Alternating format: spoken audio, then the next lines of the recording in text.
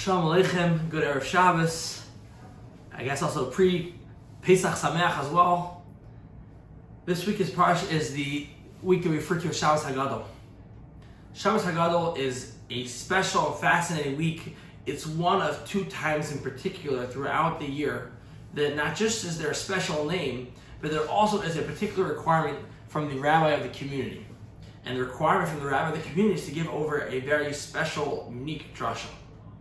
Throughout the world, rabbis this week give this drasha, their Shabbat HaGadol drasha, and there's a particular goal, something that's trying to be accomplished from this. Now, depending on the year when Pesach falls out, the goal shifts a little bit. On the one hand, the goal is to teach the community about Hilchot Pesach. This is an opportunity to have everyone stop for a moment to focus in and get ready for the holiday that's upcoming. On the other hand, when Chag falls out very close to Shabbos, maybe it's not the right time to teach them the halacha. It's too close. There's not enough time to really implement it. They had to have already known this in advance.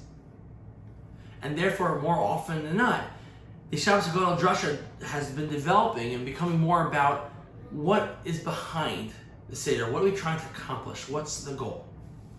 So I want to first start off with an idea from this week's Parshat Tzav. The Torah tells us in two locations. These two occasions have to be psukim right after each other.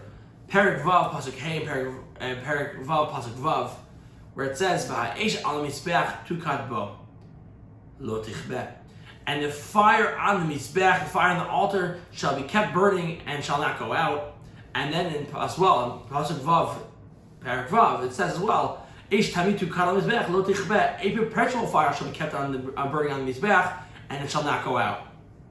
What's the idea behind this fire on the Mizbeach that should not go out? There are several things that we actually have that we compare to the Mizbeach. For example, our own shulchanot, our own tables that we have at our home. When we have a su'udah, one of the reasons we have salt on our tables is to be domeh le Mizbeach. With that in mind, the goal of having this fire internally burning is showing our connection, our relationship with the HaKadosh Baruch Hu. It's not one that comes and goes. It's one that's constant. However, not just as a constant, yes, there'll be times where the fire will be stronger, and there will also be times where the fire will be a little weaker. The Lubavitcher Rebbe says classically that Pintel Yid is always lit within every single Jew. Even the smallest of sparks is always a light, is always there. It just might not be so bright.